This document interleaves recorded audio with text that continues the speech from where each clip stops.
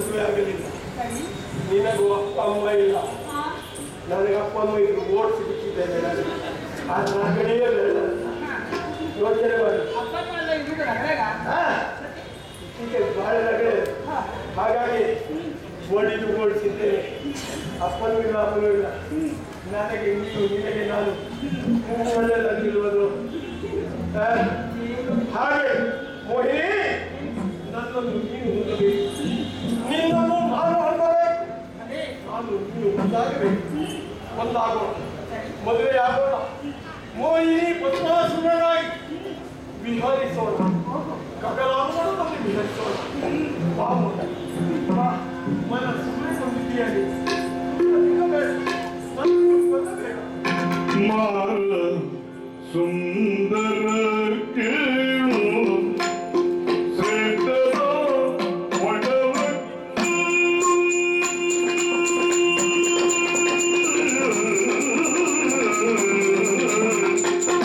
ಮಾರ ಸುಂದರ ಕೇಳು ಮಾರ ಸುಂದರ ಕೇಳು ಶ್ರೇಷ್ಠರ ಒಡವಕ್ಕೆ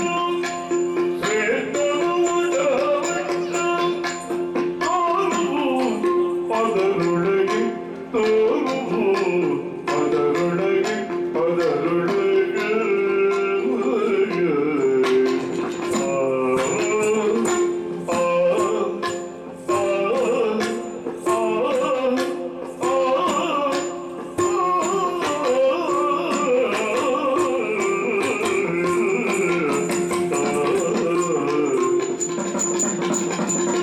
ಆರಾಧ್ಯ ಕುಲದೈವ ಎಲ್ಲ ಆರಾಧ್ಯ ಕುಲದೈವ ಆರಾಧ್ಯ ಕುಲದೈವ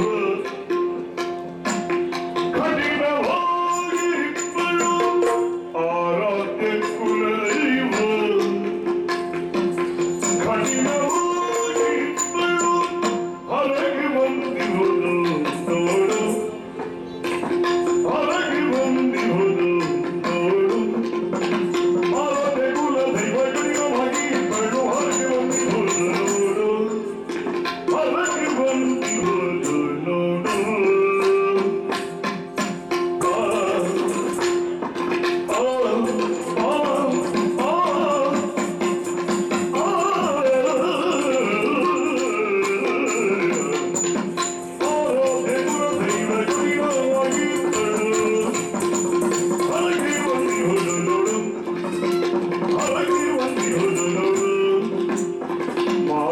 ಸುಂದರ ಮಾರ ಸುಂದರ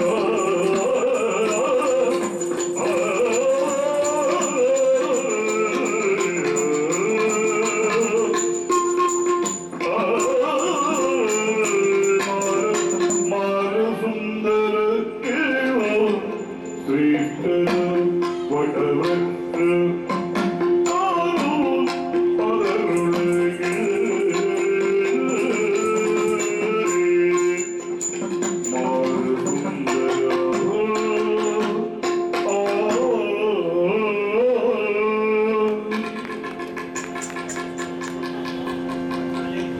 ನೋಡಿದರೆ ನೋಡುತ್ತಾನಿಲ್ಲ.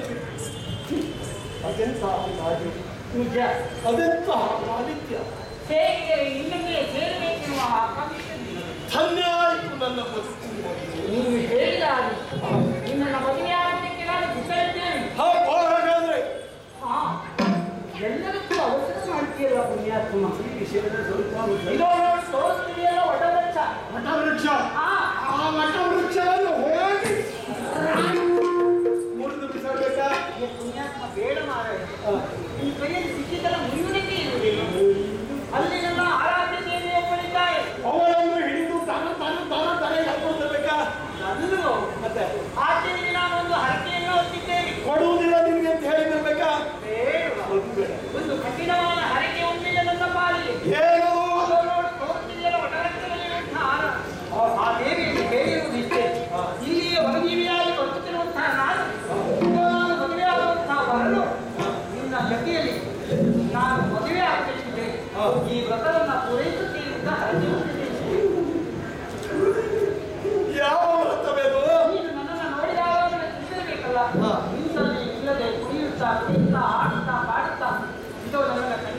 ನಿಜವಾಗಿ ಗೋಣಿ ಏನು? ನಿನ್ನ ನಡೆ ಯಾವುದು ನರ್ತನ ಯಾವುದು ನನಗೆ ಗೊತ್ತಾಗಲಿಲ್ಲ. ನಿನ್ನ ನಡೆಯಲ್ಲಿಯೂ ಲಯ ಇದೆ, ನರ್ತನ ಇದೆ, ಲಾಲಿತ್ಯ ಇದೆ. ನಿನ್ನ ಇಡೀ ಶರೀರದಲ್ಲಿ ನಯ ನಾಟ್ಯಗಳು ಕೆಲವರು ಬದುಕಿನಲ್ಲಿ ನರ್ತನವನ್ನು ಮಾಡುತ್ತಾರೆ. ಹಾ. ನಾನು ನರ್ತನದಲ್ಲೇ ಬದುಕನ್ನು ಕಲಿತವರು. ಕೆಲವು ಜನರು ಬದುಕುವುದಕ್ಕಾಗಿ ನರ್ತಿಸುತ್ತಾರೆ, ಇನ್ನು ಕೆಲವರು ಬದುಕಿನಲ್ಲಿ ನರ್ತನವನ್ನು ಅಳವಡಿಸಿಕೊಳ್ಳುತ್ತಾರೆ. ಆ ಜಾತಿಯವರು ನಾನು. ಮದುವೆ ಅಷ್ಟೇ ಅಲ್ಲ, ಮತ್ತೇನಿಲ್ಲ, ನನ್ನ ಜೀವನದಲ್ಲಿ ನಮ್ಮಲ್ಲಿ ಎಷ್ಟು ವರ್ಷ ಕುಣಿಬೇಕು ಅಂತ ಹರಕೆ ಹೊತ್ತಿದ್ಯೆ. ಜೀವನದ ಉದ್ದಕ್ಕೂ ಜೀವಿಸಲೇ ಇರಬೇಕೆಂಬ ಆಸೆ. ಅದಕ್ಕಾಗಿ ನನ್ನ ಜೊತೆಯಲ್ಲಿ ಬರುವಂತಹ ಪತಿದೇವನು ಕೂಡ ಜೀವನದ ಉದ್ದಕ್ಕೂ ಕುಣಿಯುವ ಆಸೆ. ನಿನ್ನ ಆರಾಧ್ಯ ದೈವ ಹಾಗೆ ನಿನಗೆ ಅನುಗ್ರಹಿಸಲಿ. ನಿನ್ನ ಕುಣಿತ ಬೇಕು, ಕುಣಿಯುತ್ತಲೇ ಇರಬೇಕು, ನೋಡುವವರು ನೋಡುತ್ತಲೇ ಇರಬೇಕು. ಸರಿ. ಅದಕ್ಕಾಗಿ ನನ್ನನ್ನು ಮದುವೆ ಆಗುವಾಗ ನನ್ನ ಹಾಗೆ ನರ್ತನವನ್ನು ಮಾಡುವುದು ಆಗಿರಬೇಕು.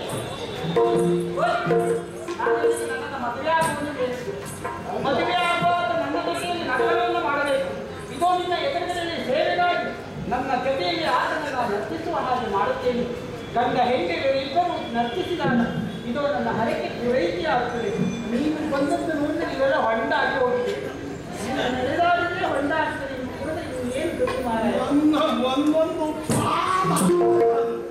ಹಾಗೆ ಹೋಗಿ ಎಂತಹ ಸುಸಂಕಲ್ಪದಿಂದ ಬದುಕಿನಲ್ಲಿ ಮದುವೆಯಾದರೆ ನರ್ತನದಲ್ಲಿ ನಿನ್ನನ್ನು ಸೋಲಿಸಿದವನೊಡನೆ ಮದುವೆ ಆಗಬೇಕು.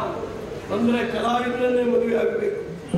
ನಿಜವಾದ ಕಲಾವಿದರನ್ನು ಸಿಕ್ಕಿದೆ, ಒಳ್ಳೆಯ ಲಕ್ಷಣ ಇದೆ. ಕಲಾವಿದರ ಕೈ ಹಿಡಿಯಬೇಕೆಂಬ ಆಸೆ, ನಿನ್ನ ಬದುಕೆ ಕಲಾಮಯವಾಗಬೇಕೆಂಬ ಆಸೆ. ಮೊಯ್ನಿ, ನಾನು ನಿನ್ನನ್ನು ಮದುವೆ ಆಗಬೇಕು ಅಂತಂದ್ರೆ ಈ ಆರಾಧನೆಯಲ್ಲಿ ಎದುರುಗಡೆಯಲ್ಲಿ ನರ್ತಿಸುವವನು ಆಗಿರಬೇಕು. ನಾನು ಕುಣಿಯುವುದಕ್ಕೆ ನರ್ತಿಸುವುದಕ್ಕೆ ಬರುವುದಿಲ್ವಲ್ಲ, ಏನು ಹೇಳಿ? ಧರ್ಮಕ್ಕ ಮದುವೆ ಹೋಗಿ ಮದುವೆ ಆಗುತ್ತೆ ಅಂತ ಕೆಲಸ ಕುಣಿಯುವುದಕ್ಕೆ ನೀನು ಬಂದಿದ್ರೆ ಅವರ ಹತ್ರ ಹೋಗಿ ಮದುವೆ ಆಗ. ಕುಣಿದು ಮದುವೆ ಆಗಬೇಕಾ, ಮದುವೆ ಆಗಿ ಕುಣಿತ ಕುಣಿತ ಮಾಡಿಯೇ ಮದುವೆ. ಎರಡನೇ ಲೇಟಿಲ್ವ ಹಾಗೆ ಯೋಚನೆ ಮಾಡಬೇಡ. ಆಮೇಲೆ ಮತ್ತೆ ಕುಣಿತಕ್ಕೆ ನಾನೇ ಇರುತ್ತಲ್ವಾ? ಪ್ರತ್ಯಕ್ಷ ನಟರಾಜ, ನಟರಾಜನ ಮಗ ನಾನು. ನಾನು ಕುಣಿಯಬಲ್ಲೆ, ನರ್ತಿಸಬಲ್ಲೆ, ಎಷ್ಟು ನರ್ತಿಸಬಲ್ಲೆ. ನರ್ತಿಸುವ ಸ್ಥಳ ಮತ್ತೆ ಅಲ್ಲಿ ಅವಕಾಶ, ಸರಿ. ಮತ್ತೆ ನಮ್ಮ ಪದವ ಹಿಮ್ಮೇಳ ಸರಿ ಉಂಟು ಅಲ್ಲ ಅಂತ ಅದಕ್ಕೆ ಹೇಳ್ಕೊಂಡು ಕುಣಿತೇನೆ. ಹಾಗಿದ್ದರೆ ಸಿದ್ಧನಾಗಿದ್ದೀಯಲ್ಲ? ಸಿದ್ಧಬದ್ಧ, ನಿನ್ನನ್ನೇ ಮದುವೆ ಆಗ್ತೇನೆ. ಹೌದಾ? ಮದುವೆ ಆಗುವುದು ಸಿದ್ಧ. ಮಾಡಿ.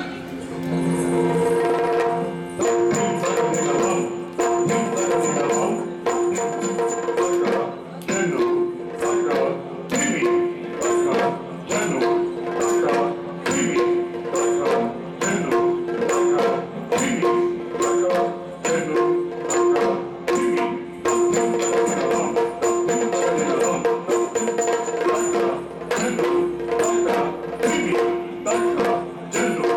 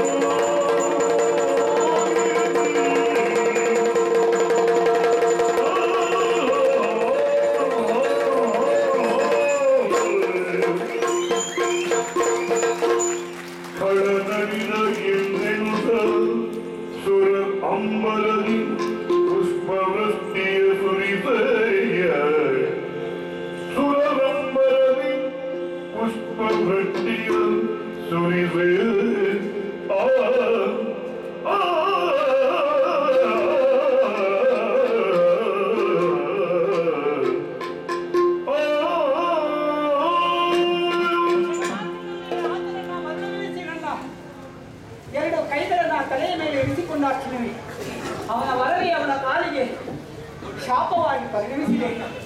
ಆತನು ತುಟ್ಟಂತಹ ಭಸ್ಮಕ್ಕೆ ಗಂಗೆಯ ನೀರನ್ನು ಸೇರಿಸಿ ಇದು ಹರಿಹರರು ಸಮಾನರು ಎನ್ನುವ ಕಾರಣಕ್ಕಾಗಿ ವಿಭೂತಿಯನ್ನು ಧರಿಸಿಕೊಂಡೆ. ಈ ಶುಭ ಸಮಾಚಾರವನ್ನು ದೇವತೆಗಳಿಗೆ ತಿಳಿಸುವುದಕ್ಕಾಗಿ